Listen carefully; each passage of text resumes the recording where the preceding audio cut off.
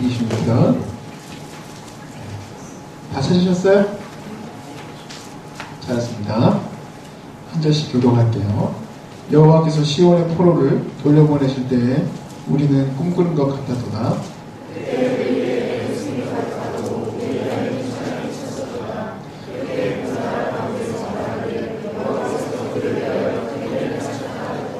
여호와께서 우리를 위하여 큰 일을 행하셨으니 우리도 기쁘도다. 눈물을 흘리며 씨를 뿌리는 자는 기쁨으로 거두리로다. 울며 씨를 뿌려 나가는 자는 반드시 기쁨으로 그 곡식단을 가지고 돌아오리로다. 아멘. 제가 바탕화면에다 깔아놨는데 네. 오늘 제목은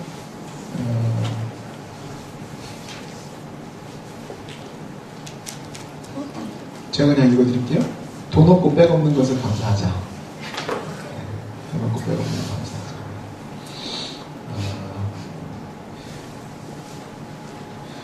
공평하지 못하는 말. 진짜 세상이 너무 공평하지 못하다. 누구는 부모 잘 만나서 저렇게 살고, 누구는 돈도 없고 백도 없어서 그렇게 살아가는 거예요. 제일 많이 느낄 때가 아마 결혼할 때 아니겠습니까? 결혼할 때 전세자금 하나 구하지 못해서 우리 형제들도 전세자금 구하려고 죽기 살기를 살죠? 전세자금이 참 중요한 것 같아요. 근데 전세자금을 얻어도 문제는 뭐냐면 2년 뒤에는 오를 것도 예상을 하시고 한 2천만 원 정도 생각을 하시고 준비해야 되겠죠. 여러분이 아직 결혼 안 하고 열심히 일하고 있겠죠? 그게 다 준비됐으면 다 결혼 안 했을 겁니다. 어렸을 때는 공평하지 못하다는 말을 안 합니다. 근데 시간이 흐를수록 나이가 들수록 그게 더 강해집니다. 물론 무슨 기업 딸이 이사장인데 이번에 사장으로 승격됐다 그런 신문을 보면 마음에 와닿지는 않습니다. 그렇죠? 그 사람이 사장이 될 거야 뻔한 얘기고 도대체 그 양반들이 먹고 살고 어디에 두고 사는지 알지 못합니다. 화장실에다 금발람 나느냐 어차피 화장실은 화장실인데 밥 먹는 것도 어차피 탄수화물 섭취하는 거지 탄수화물에다 금발 나는 건 아니니까 그렇게 우리하고 좀 갭이 많이 느껴지는 사람들은 좀 상관없겠죠. 그런데 여러분들 제일 많이 느끼는 게 뭡니까? 대학 갔을 때 누구는 좋은 차 끌고 와가지고 학교를 돌아다니고 말이죠. 누구는 아르바이트 하느라고 밤낮으로 아르바이트하고 일하고 또 공부하고 그랬어야 됐던 거 여러분도 생각나실 겁니다. 지금은 어차피 다 일하지만 그러다 보니 그래 나도 한번 두고 보자 하고 열심히 높은 산에 올라가려고 죽으라고 뛰어다녔겠죠. 지금도 뛰어다니고 있고 우리가 높은 산까지는 아니어도 어찌됐든 서바이브 하자고 열심히 뛰는 거 아니겠습니까? 누가 죽이려고 하는 것은 아니지만 그래도 서바이브 해야 되니까 열심히 해야 되죠. 그런데 오늘 여러분이 보고 있는 이 시는요 제목이 이렇게 붙어 있습니다. 성전에 올라가는 노래다 라고 쓰여 있어요. 자, 이 노래는 디아스포라 유대인은 이제 멀리 흩어진 유대인을 말합니다. 근데 이 디아스포라 유대인들이 자기의 그 치열한 서바이브 하려고 살았었던 그 삶을 내려놔야 되는 때가 옵니다. 절기가 와요. 그때는 다 내려놓고 멀리서도 어디서든 성전 예루살렘을 향해서 걸어와야 합니다. 근데 그때 이 고백들을 하게 됩니다. 하나님께서 우리를 도우셨다. 하나님이 우리를 도우실 때는 너무 아름답고 기뻤다. 포로되고 돌아왔을 때 그 기쁨을 찬양하면서 그 성전을 향해서 올라갈 때 하나님이 하신다. 하나님께서 우리 편이시다. 하나님이 우리의 삶을 이끌어 주신다. 하면서 노래하면서 찬양하면서 나왔습니다. 여러분 우리 이스라엘 백성도 마찬가지고 이스라엘은요 우리나라보다 작습니다. 우리 남한보다 작아요. 그런데 그 나라가 그 주변에 있는 강국들은 말할 것도 없습니다. 이집트나 바벨론 옆에서 이제 생겨나는 하는 페르시아 그 옆에 있었던 마게도냐 또 그리고 그 옆에 있는 로마까지 상상 초월입니다. 세계 5대 문명 거기 2개나 있어요. 문명을 떠나서 제국을 이뤘던 나라들이 거기 있어요. 얼마나 코딱지만한 나라가 뭔 백이 있겠습니까? 무슨 힘이 있겠습니까? 그런데 그들이 하나님을 찬양해요. 하나님은 우리의 힘이십니다. 하나님 우리의 능력이십니다. 할렐루야 하면서 올라갑니다. 저는 여러분이 돈 없고 백 없어도 정말 기쁜 이 이스라엘처럼 기뻤으면 좋겠습니다. 왜냐하면 그분이 우리 아버지시니까. 그 기쁨의 찬양을 여러분 안에 있습니까? 물어보고 싶어요. 정말 여러분이 이 예배 조서로 나올 때 그 기쁨이, 감격이 있습니다. 오늘 그 하나님 만날 때, 그 하나님의 그 이야기들을 들을 때 여러분 안에 그 힘과 능력이 온전히 하나님께서 주실 수 있기를 주 이름으로 축복합니다. 먼저 나누고 싶은 건 포로 귀환에 대해서 같이 나누겠습니다. 오늘 본문의 배경이 되는 내용입니다.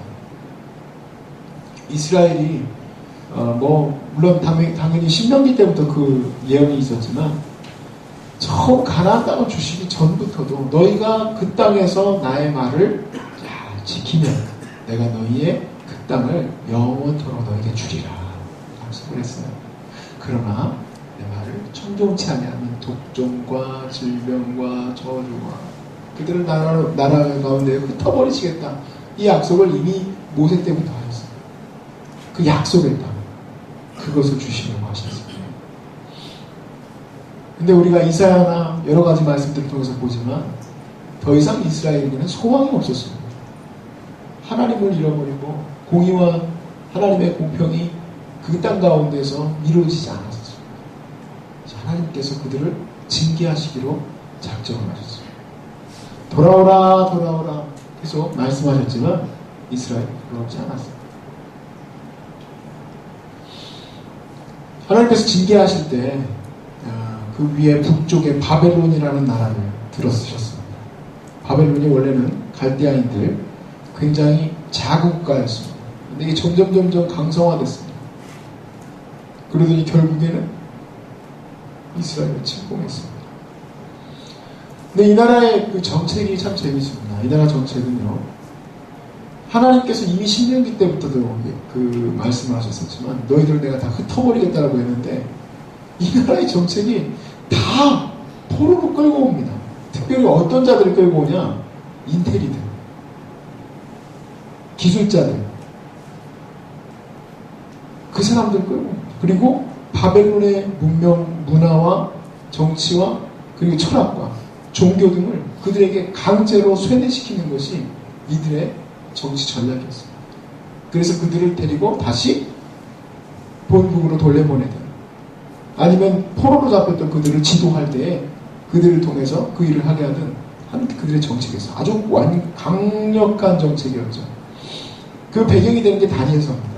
다니엘서를 보면 다니엘과 그의 친구들이 처음 그 로얄 패밀리까지는 아니어도 그런 어떤 나름대로 좋은 귀족 출신들의 자녀들이었습니다. 그러니까 처음으로 끌려가서 그들이 또한 바벨론의 교육을 받았던 겁니다.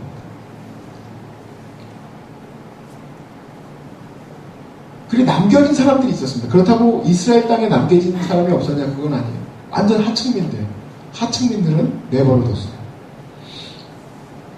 자, 근데 바벨론이 완전히 모든 것을 장악할 것 같이 보였었는데 우리가 마치 얼마 전에도 봤지만 여러분 소니 워크맨 이런 거 안 갖고 있었던 사람 거의 없었잖아요. 옛날에.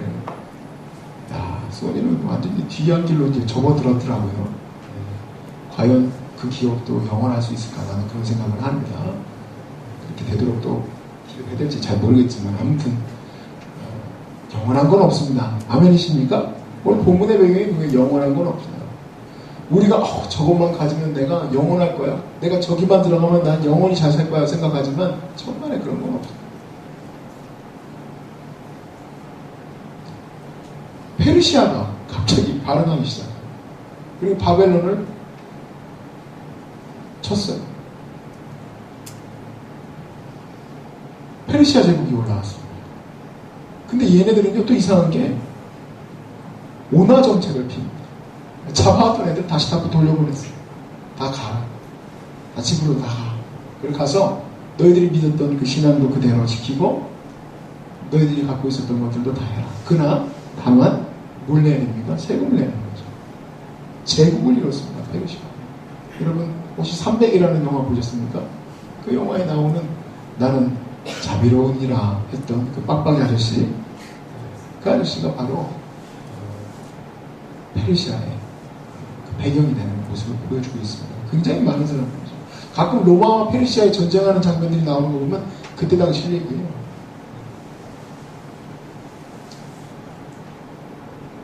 자, 그래서요, 고레스 왕이 포로들을 다시 돌려보내게 되는데, 이때 나타나는 그 내용이 바로 에스더서에 나오는 겁니다. 에스더서. 아직 이제 보내지지 않았었던 2차와 1차 중간 시기가 바로 이 에스더서에 나오는 부분인데, 그때는 근데 아무튼 보냈습니다. 자, 우리가 보냈을 때 이런 생각을 하게 됩니다. 뭐냐면 첫 번째, 두 번째, 세 번째에 걸쳐서 이제 포로들을 보냅니다. 한 방에 보내는 건 아니에요. 처음에는 몇몇 사람들을 보내고 또 한참 뒤에 2차로 또 보내주고 3차로 또 보내줍니다. 근데 1차로 보냈을 때 그 리더가 누구냐? 스룹바벨이에요. 2차로 보냈을 때 리더는 에스더. 죄송합니다. 에스라입니다. 세 번째는 느헤미야입니다. 그게 이제 그 뒤에 여러분이 보시면 성경책에 이렇게 기록이 되어 있어요. 물론 여러분이 그걸 알고 읽었는지 모르고 읽었는지는 잘 모르겠지만 아무튼 그거는 그걸 향해서 쓰여져 있는 거예요. 추가로 학계에 더 들어가죠.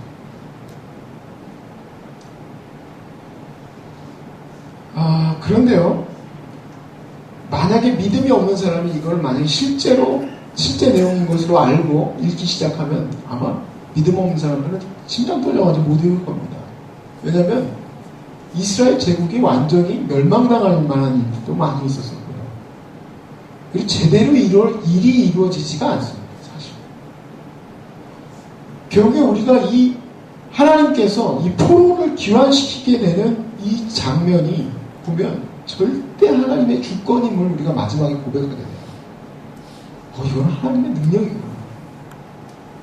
하나님께서 그들을 돌려보내시고 그들을 세워주시는 거예요. 그런 고백밖에 안 돼요. 자, 1차 때 돌려보낼 때 어땠습니까? 스룹바벨이 와서 멋지게 왔습니다. 그리고 그의 목표가 있었어요. 성전을 재건하는 거. 근데 이게 왜 말입니까? 2년 만에 베냐민 원수들이 성전 재건에 대하여서 거짓 글들을 써가지고 상소했습니다. 근데 그것이 그냥 들어가면 안 되니까 뇌물을 써가지고 뇌물을 막 썼습니다. 뇌물을 써가지고 결국에는 그 이스라엘 백성들이 짓고 있는 성전 건축의 그 거룩한 일을 못하게 합니다. 공사가 14년간 중단을 합니다. 2차 에스더 때는 에스라 때는 어땠느냐? 여러분이 에스라서를 보면 깜짝 놀라는 얘기들이 나와요. 9장 1절 여러분 한번 보시면 에스라 9장 1절입니다. 2차 포로 기한 때의 사정입니다. 가나안 사람들과 헷 사람들과 브리스 사람들과 여부 사람들과 암몬 사람들과 모아 사람들과 애굽 사람들과 아모리 사람들은 가증한 일을 일행하여 그들의 딸을 맞아요 아내와 며느리로 삼아 거룩한 자손이 그 지방 사람들과 서로 섞게 하는데 방백들과 고관들이 이 죄에 더욱 으뜸이 되었다 하는지라. 자, 처음에 1차로 귀환했었던 사람들이 또 있겠죠. 그리고 또 누가 있습니까? 원래 있었던 하층민들도 있었을 거예요. 그리고 2차로 에스라가 사람들을 데리고 딱 와서 보니까 어떻습니까? 영적으로 완전히 혼탁해진 거예요. 그래서 에스라가 무엇을 선포하느냐? 지금 이방 여인들과 결혼했었던 너희들 다 돌려보내. 고국으로 다 돌려보내. 이 쉬운 얘기가 아니죠. 어떻게 영적인 개혁이 일어날 수 있습니까? 여러분, 인간은요, 죄성을 갖고 있기 때문에요, 본래 개혁이 안 일어납니다. 그런데 하나님께서 에스라의 입술과 그때 당시에 사람들의 마음을 감동시키셔서 그들이 개혁이 일어날 수 있도록 도와주셨어요. 스룹바벨이 돌아왔을 때 14년간 공사가 중단되었지만 하나님은 그에게 예언자를 통하여 선지자를 통하여 말씀을 하라고 하셨어요. 너의 힘으로도 아닌 너의 능으로도 아닌 오직 무엇으로? 성령으로, 성신으로, 하나님의 능력으로 이 일이 가능케 되느니라. 3차로 데려왔어요. 느헤미야가 와서 보니까 울었습니다. 느헤미야는 와서. 왜냐하면 성전도 재건되었고, 그리고 사람들이 이제 영적으로 개혁되었는데 성벽이 무너져 있는 거예요. 밤에 홀로 느헤미야가 그 소식을 듣고는 이제 내가 고국으로 돌아가서 내가 이 일을 반드시 하리라, 반드시 이 땅을 다시 재건하리라 하는 마음으로 왕에게 허락을 받고 술 맞은 감원장에 느헤미야가 왔어. 다 무너진 땅, 그 땅을 바라보며 새벽에 아무도 없을 때 혼자 올라가서 그것을 다 한번 살펴보고 내려왔습니다. 근데 안타깝게도 느헤미야서도 보면요, 4장 7절에 또 방해꾼들이 나타나요. 삼발락과 도비아와 아라비아 사람과 암몬 사람들과 아스돗 사람들이 예루살렘 성이 중수되어 그 허물어진 틈이 메꾸어져 간다함을 듣고 심히 분노하여 다 함께 꾀하기를 예루살렘으로 가서 치고 그것을 요란하게 하자. 자, 이 얘기를 느헤미야가 들었어요. 어떻게 공사를 하느냐? 느헤미야는 거기다가요, 왕에게 기한을 줬어요. 기한도 짧아요. 빨리 공사를 끝내고 다시 돌아가야 돼. 그렇게 급박한 상황 가운데서요, 어떻게 성벽을 질 수 있겠습니까? 사람들에게 한 손에는 창을 들게 하고 한 손에는 공사할 수 있는 도구를 들게 하고 순번을 바꿔가면서 밤낮을 가리지 아니하고 이 성전 재건을 하게 됩니다.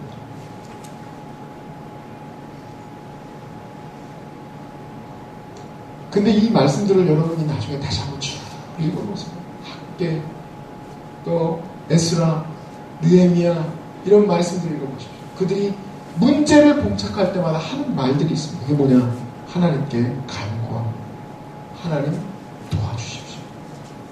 하나님이 이 일을 감당할 수 있도록 도와주십시오. 기도합니다. 그랬을 때 하나님께서 그들에게 은혜를 주세요. 그 일을 할 수 있도록 해주세요. 그래서 오늘 이 시인이 우리가 포로로 잡혀갔다 돌아왔을 때 그것이 너무너무 기뻐요. 그 감격을 얘기합니다. 3절 한번 보세요. 126편 3절 같이 읽읍시다. 시작. 여호와께서 우리를 위하여 큰 일을 행하셨으니 어떻습니까? 우리는 기쁘다.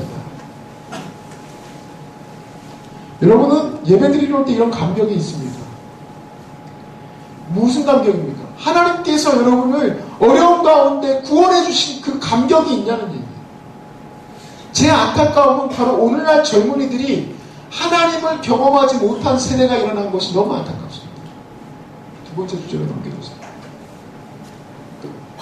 만약에 여러분이요, 지금 올라왔던 본문과 같이 하나님께 간구하며 하나님께서 은혜를 주시고 하나님이 말씀을 허락하시고 하나님께서 계획을 허락하시고 하나님이 여러분의 팔을 들어쓰시는 것을 경험하지 못했다면 안타까운 것이. 뭐가 안타깝냐? 이 나라가 어떻게 될지 나는 가망이 없다고 생각해요.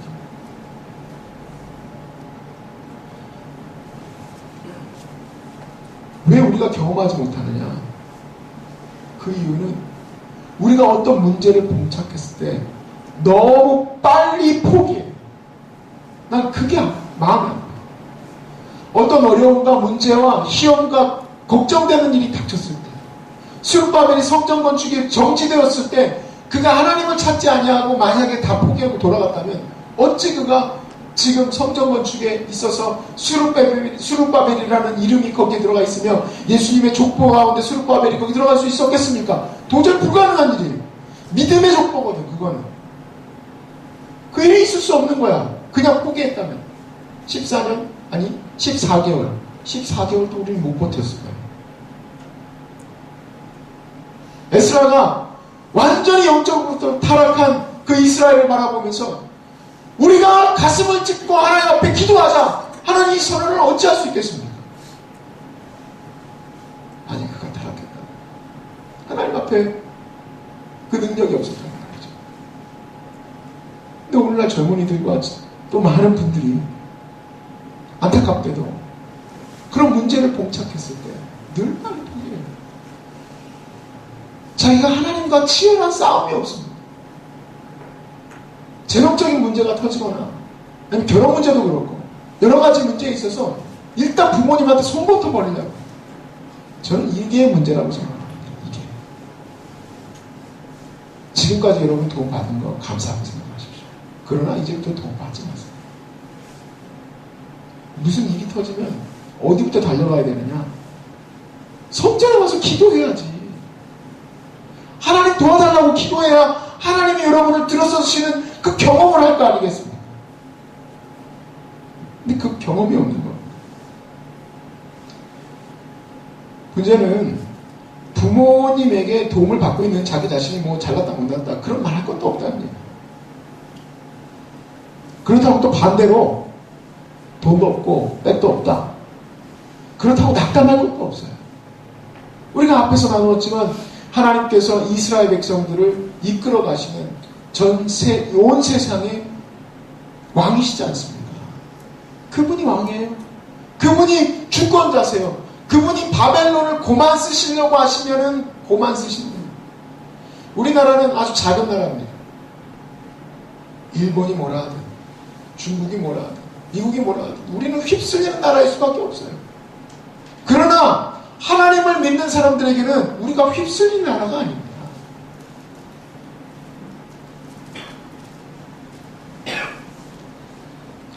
우리는 하나님께서 이끌으신다는 것을 믿는 자들이죠.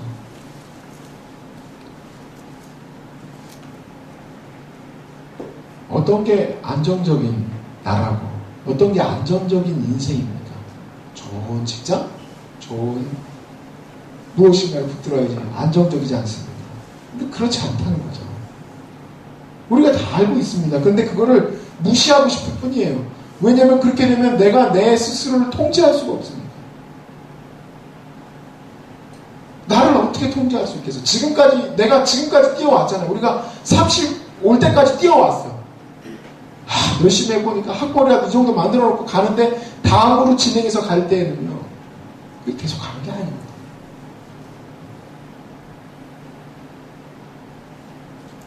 제가 한 기사를 읽고 나서 도저히 그 글을 잊을 수가 없었어요. 이 글이 뭐냐면요. 대학을 졸업하고 나서 취직이 안 돼가지고 자포자기하고 있는 청년들에 대한 이야기였습니다. 통계인데 뭐 통계하고 이렇다고 쳐도 대략 이런 겁니다. 내용이 2005년도에는 508만 3천 명이 경제활동을 안 했습니다. 그런데 지난해 그러니까 2012년이죠. 536만 1000명으로 27만 7천 명이나 늘어났어요. 경제활동 안 하지 않아요. 뭐 직장을 못 구하고. 뭐 그거는 실업 문제 아니겠습니까? 이렇게 얘기할 수 있죠. 근데 청년층이 줄었어. 2005년에 비해서 2012년에 몇 명이 줄었냐? 40만 명이나 줄었어요. 그런데 경제활동을 하지 않는 청년들이 더 늘었어. 그게 한 15만 명. 자, 이 사람들을 우리가 니트족이라고 부릅니다. 니트족이 뭐냐? 말 그대로 뭐냐면 자기가 취업을 위해서 어떤 교육도 훈련도 받지 않는 사람들을 말합니다. 여러분들은 다 열심히 받고 있죠? 열심히 무엇인가 하려고 뛰어가고 있죠. 감사한 얘기입니다. 자, 그러면은 대학도 졸업하고 대학원도 졸업하고 했었던 사람들 중에서 상당히 많은 사람들이 지금 왜 가만히 있느냐? 그 이유를 여기다 써놨어요. 그 이유가 뭐냐? 자기는 옷도 좋은 거 입고 싶고, 자기는 차도 좋은 거 타고 싶고, 자기는 결혼도 잘 하고 싶고, 그런데 그렇게 하려면 이만한 직업이 있어야 되는 거지. 근데 자기는요, 그게 안 되는 거예요. 그 지금 계속 준비 중이에요.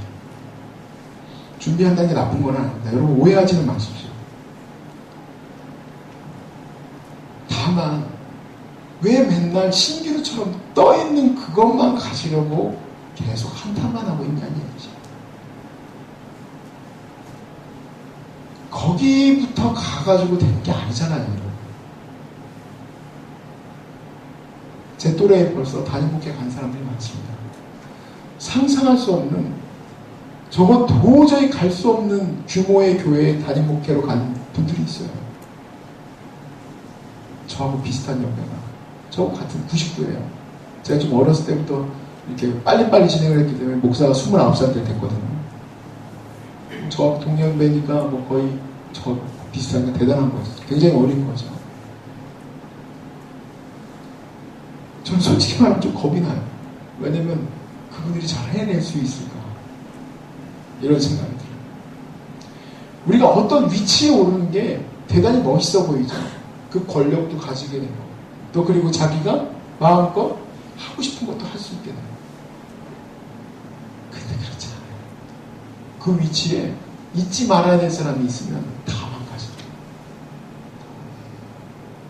근데 저는요, 차라리 나같이 이렇게 부족한 사람이 단임자 아닌 것을 감사하게 생각해요. 차라리 감사하게 생각해요. 지금 내 위치는요, 어쩌면 보잘것없고 연약한 위치일 수도 있습니다. 근데 그것을 감사하셔야 돼요. 왜냐하면 그 시간은 여러분을 훈련시키시는 시간입니다. 하나님께서 여러분을 실질적인 필드에서 훈련시키고 있는 거예요. 무엇을 향한 훈련입니까? 하나님의 뜻이 너의 그 삶 속에서 이루어지게 하시는 훈련이에요. 여러분, 작은 일을 맡겼는데 그 작은 일에서 그 충성됨이 나타나지 않으면 어떻게 하나님께서 큰 일을 맡길 수 있겠습니까? 얼마든지 편법으로, 얼마든지 뒷구멍으로 그만한 위치에 오를 수 있겠지. 그렇지만 그는 하나님이 세운 사람이 아니야. 여러분, 우리는요, 작은 일에도 하나님 앞에 순종하지 못하는 죄인입니다. 아주 작은 일에도 하나님의 뜻이 내 지금 직장과 내 연구하는 것과 내 모든 관계와 인간관계와 이성관계와 결혼에 대한 문제와 이 모든 것들이 하나님의 뜻 안에서 일어나지 못하게 하는 죄인이에요. 그런 우리가 지금 이 작은 위치에서 그것을 이뤄가려고 하나님 앞에 기도하고 하나님의 능력으로 하나님의 은혜로 살아가고 있는 것이 얼마나 귀한지 아십니까? 그게 감사할 노릇이라요. 만일 내가 교회를 20년, 30년, 40년 살았고 어떻게 해가지고 높은 위치에 갔다고 해봅시다. 그런데 내 입과 내 판단으로 인하여서 수많은 사람들이 가슴 아프게 할 사람이 되었다면 나는 하나님 앞에 어떻게 설 거냐는 얘기예요. 여러분, 그 위치에서 과감하게 하나님의 뜻대로 갈 수 있겠습니까? 다니엘처럼 사자굴에 들어갈 자신 있어요? 자신 없잖아요. 다니엘이 바벨론의 포로로 들어갔을 때 10살이었습니다. 그 나이에 하나님의 말씀에 음식을 구별해야 된다는 말을 듣고 그 말대로 그가 음식을 구별합니다. 그렇기 때문에 나중에 나이가 들어서도 목숨을 내놓고 하나님의 뜻이 이루어질 수 있게 하는 거예요. 근데 나를 돌아보니까 나에게 만약에 그만한 위치를 주어준다면 나는 실패할 것 같아요.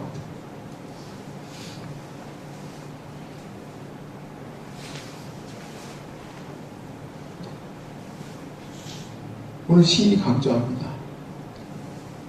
여러분 맞은 그 126편 5절과 6절 같이 읽어볼까요? 시작.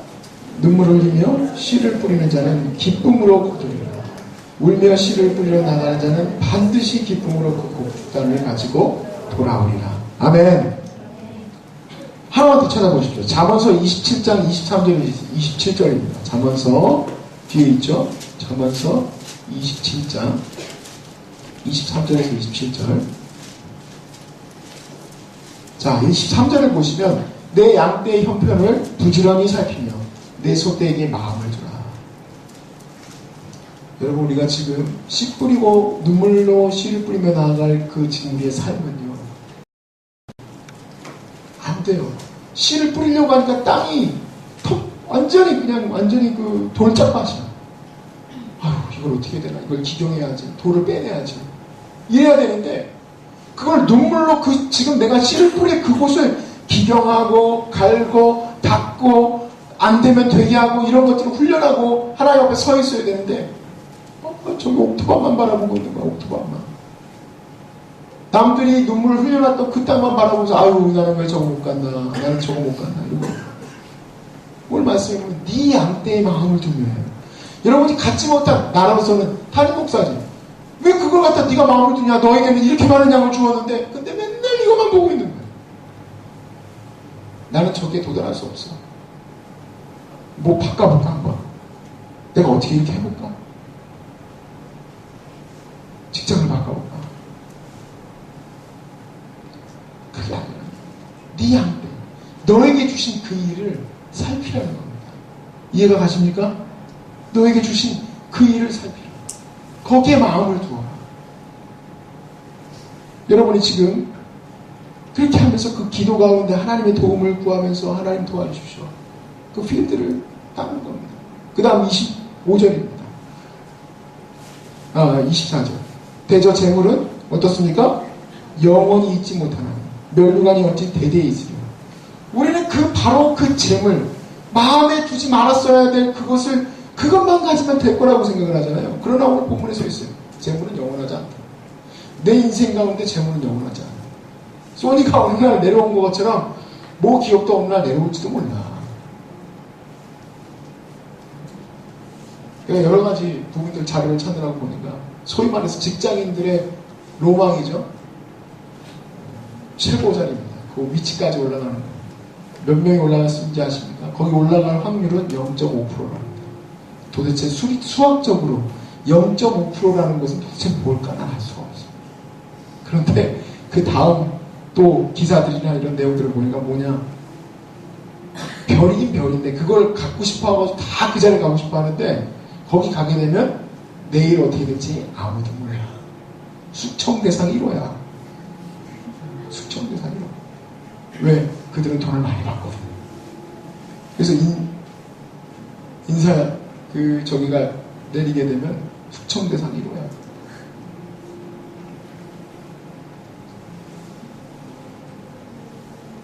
(25절) 보십시오. 풀을 뺀 후에는 새로움이 나돈다니 산에서 꼴을 거둘 것이라. 어린 양의 털은 네 옷이 되며 염소는 밭은 사는 값이 되며 염소의 젖은 넉넉하여 너와 내 집의 음식이 되며 내 종에 먹을 것이 됩니다. 내게 맡겨진 일들 하나 감당. 양떼 엄청 많은 목장을 내가 관리하고 싶다가 아니라 한 마리 양을 돌보는 그 마음으로 나아가면 아무것도 없어도 다시 시작할 수 있다. 그리고 여러분에게 주어진 그 작은 일이 가르치는 일이든 어떤 사람에게 대하는 일이든 그 일을 잘 감당할 때 여러분 하나님께서 그 길을 열어주세요. 그리고 충분히 여러분뿐만 아니라 여러분이 함께하는 사람들이 먹고도 남을 양식을 하나님 주세요. 이 앞에 말씀을 한번 해요. 잠언서 26장 1절에 재밌는 말씀이 있습니다. 미련한 자에게는 영예가 적당하지 아니하니 마침이 여름에 눈 오는 것과 추수 때 비 오는 것과 같다. 미련한 자, 혹시 빽이 있어서 그가 그 자리에 섰다면 그것보다 이상한 게 없다는 얘기예요. 근데 그게 내가 될 수도 있다면 그건 진짜 가슴 아픈 일이지.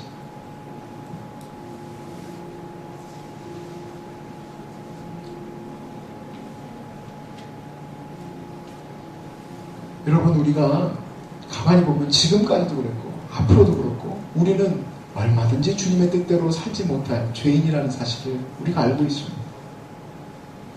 하나님의 선하고 아름다운 일이 어떻게 내 삶 속에서 일어날 수 있을까? 내게 주신 이 삶이 남들이 볼 때는 별로 볼품없지만 이 작은 일이 하나님의 사명이다라고 생각하는 청년이 과연 몇 명이나 있을까? 하나님께서 그 믿음을 이 가운데서 볼 수 있을까? 그런 생각이 들어요.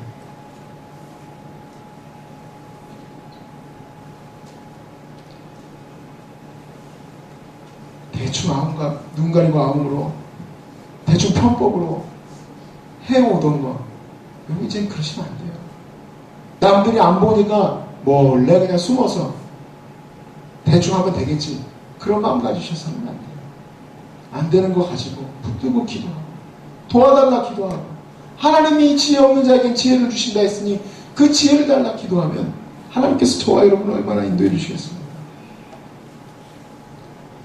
여러분, 이 심는다는 게 도대체 눈물로 무엇을 심는다는 거냐? 공의를 말합니다. 공의. 세 번째 주제 보세요. 예레미야서 호세아서 10장 12절 말씀을 무엇보다죠. 호세아서 10장 12절 말씀. 자, 한번 같이 읽어보고 싶습니다. 이 말씀을. 시작. 너희가 자기를 위하여 공의를 심고 인애를 거두라.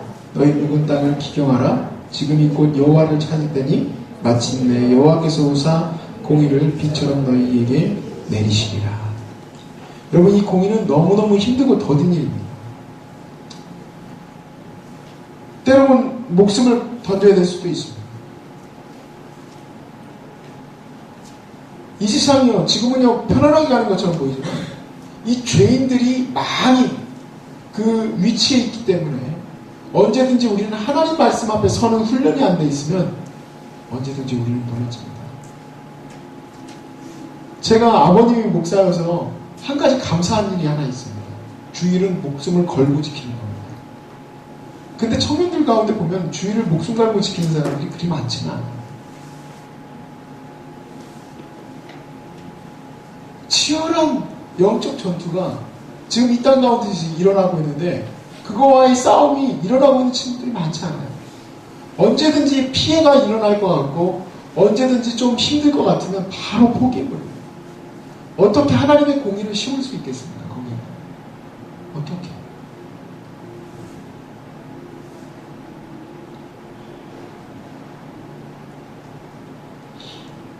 사실 그 공의를 심고 나아가는 것, 그 사람들은 보이지 않습니다만 그 열매가 분명합니다. 바울은 자기가 심어놨었던 하나님의 그 복음의 공의가 어떻게 열매를 맺혔는지 보지 못했지만 얼마 지나지 않아요. 그때는 다 사자밥이 되고 다 화형당했지만 기독교가 공인이 됐습니다. 얼마나 놀랍습니까? 그렇지만 물론 타락의 길을 가게 되었지만 이 조선 땅에 오셨던 언더워드 선교사님이 썼던 글이 있습니다. 주님, 지금은 아무것도 보이지 않습니다. 아무것도 보이지 않습니다. 근데 지금 여러분들 보시면 얼마나 이게 놀라울까요? 이게 다 열매잖아요. 언더워드 선교사가 아무것도 보이지 않습니다. 그랬는데 불과 몇 년 지나지 않아 이 땅 가운데는 복음의 대부흥이 일어납니다. 1907년. 지금은 기독교인이 많지만 기독교인이 많은 숫자가 거품이라는 사실을 여러분도 알고 있을 겁니다. 여러분이 그리스도의 정병으로 서야만 합니다. 저도 그리스도의 정병으로 서 있는 목사가 되어야만 합니다. 두렵고 떨려요. 정말 여러분 앞에서 멋지게 넥타이 하나 메고 있다고 목사가 되는 게 아니고 목소리 거룩하게 냈다고 목사가 되는 게 아니고 진짜 여기 나오는 말씀대로 네 실력이 그리스도 앞에서 무릎 꿇고 나가는 실력이 얼마나 되느냐고 물어보신다면 할 말이 없습니다. 나보고 차라리 설교만 하고 앉아있으라고 하면 할 수 있어요. 근데 그게 아니라 세상과 싸우는 교회를 네가 이뤄갈 수 있겠느냐 하면 나는 할 말이 없어요. 할 말. 어떻게 해야 되지? 그냥 여러분 돈 버는 월급쟁이가 되거나 그냥 어떤 그냥 사람으로 살아가려고 한다면 세상에 휘둘리든 말든 그렇게 살아간다고 한다면 이 말씀이 뭐가 소용이 있겠습니까? 하나님 나라를 다시 재건할 사람이 되야 된다는 얘기 아니겠습니까? 지금 보이지 않지만 감사한 거예요. 왜냐면 그분이 나를 통해서 이루실 것이기 때문에. 돈 없고 백 없는 거 감사합니다. 왜? 허울 좋은 자리에 앉아있는 그러한 아무것도 없는 인간이 되는 것이 아니라 내게 주신 이 삶 속에서 지금 치열하게 하나님께 기도하며 나가는 이것이 내 실력이 될 것이기 때문에 여러분 실력이 될 겁니다. 만약에 그런 젊은이들이 전부 돈만 바라보고 소비만 하려고 그렇게 서 있다면 이 나라는 망할 겁니다. 다 도망갈 거예요. 다 나라 팔아 해치우고 도망갈 거예요. 여러분이 계시기 때문에 할 수 있어요. 저는 그런 생각을 야, 왜 북한은 누군가가 혁명가가 없나? 좀 저걸 뒤집고 일어날 사람이 없나? 하는 생각을 했는데 누가 그러더라고. 저거로 어렸을 때부터 세뇌교육을 당해가지고 그런 것 같다. 여러분도 세뇌교육 받은 거 아니시잖아요. 네 목숨이나 살려라. 이런 세뇌교육 안 받았잖아요. 여러분은 여러분에게 주신 말씀대로 네 목숨을 내놓아라. 아멘? 여러분 목숨 내놓고 가봅시다. 하나님께서 우리에게 도전하는 이 말씀을 붙들고 주님, 우리가 눈물로 씨 뿌리러 나가겠습니다. 내게 주어진 일들을 사명으로 감당하겠습니다. 맨날 나는 하나님 앞에서 난 받은 게 없다 하는 것이 아니라 하나님이 나의 주인이심을 붙들고 가겠습니다. 그 고백에 나왔습니다.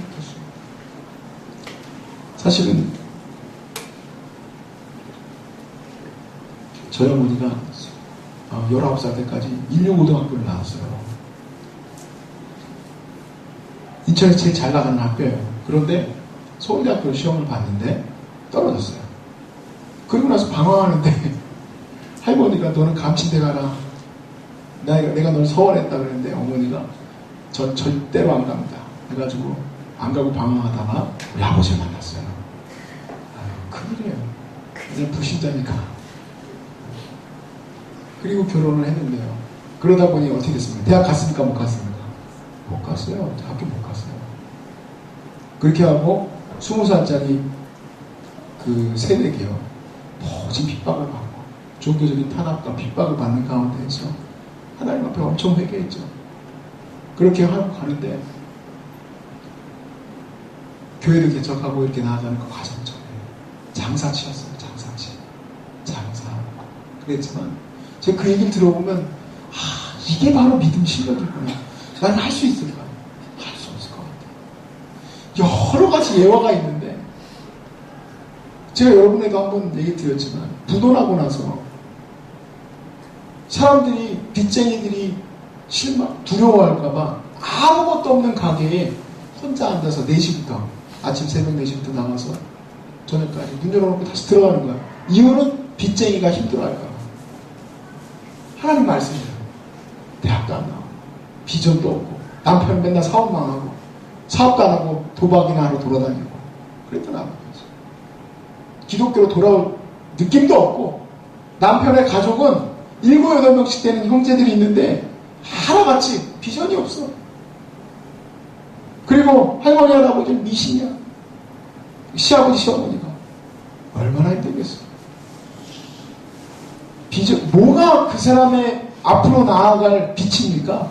하나님밖에 없는데 여러분에게 아무리 설명하고 해도 잘 못 믿는 것 같아.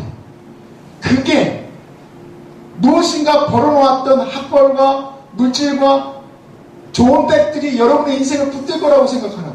아니라니까. 믿음의 연단 과정이 여러분을 붙들어주는 거라니까. 지금 이 믿음의 연단 과정 속에서 하나님을 붙드는 것이 하나님께서 여러분을 세워나가시는 그게 바로 기반입니다. 기반. 그 기반이 없으면 여러분 갖고 있는 그거 다 배설물이에요. 배설물. 아무것도 아니라고. 그렇게 하고 가면서 필요하면 하나님 공부도 시키더라고. 나중에 대학도 나오고 대학원도 다 하셨어요. 개척하시고 나서. 그 스토리도 3박 4일이야. 지금 책을 쓰셨는데 베스트셀러. 아버지 개척했을 때 빚이 7억이야. 어떻게 갚아? 20년 동안 민사재판했어. 사기는 수도 없이 막. 가망이 없죠. 근데 제가 두려워하는 게 있어요.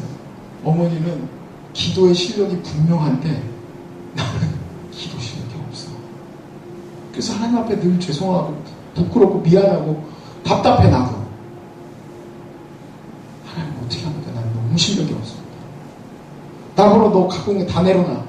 기도하면서 갈 수 있겠니? 할 수 없으면 우리가 오늘 이 받고 있는 이 훈련이 감사한 일이라니까요. 돈 없고 백 없는 게 감사한 일이라니까. 아무도 못 흔들어. 마귀가요 여러분을 흔들 수가 없어. 부도가 나도 여러분을 못 흔들고 병이 나도 못 흔들고 부모가 돌아가셔도 못 흔들고 절대로 여러분을 흔들 수가 없어. 근데 지금은 여러분 갖고 흔들면 다 망해. 하나님 없다 하고 하나님 무슨 하나님이냐고 기도의 실력도 없고 아무것도 없어. 그런 젊은이들이 꽉꽉 들어차면 뭐하나. 아무 실력도 없는데.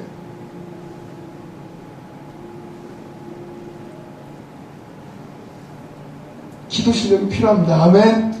기도 실력이 필요해. 우리한테는 기도 실력이 그게 있어야 나라가 망해도 온전히 세워질 수 있어. 우리 부모님이 갖고 있는 것이 내 거가 되는 게 아니고 아버지 것이 내 것이 돼야 돼요.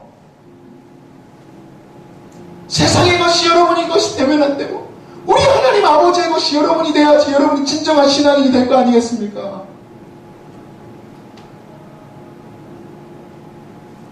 우리가 조금 가지고 다니는 거, 차 조금 끌고 다니는 거, 그거 아무것도 아니에요.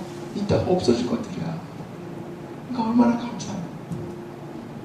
하나님의 은혜가 우리 안에 좀 구현되고 있는 겁니다. 견디시고 이기십시오. 기도로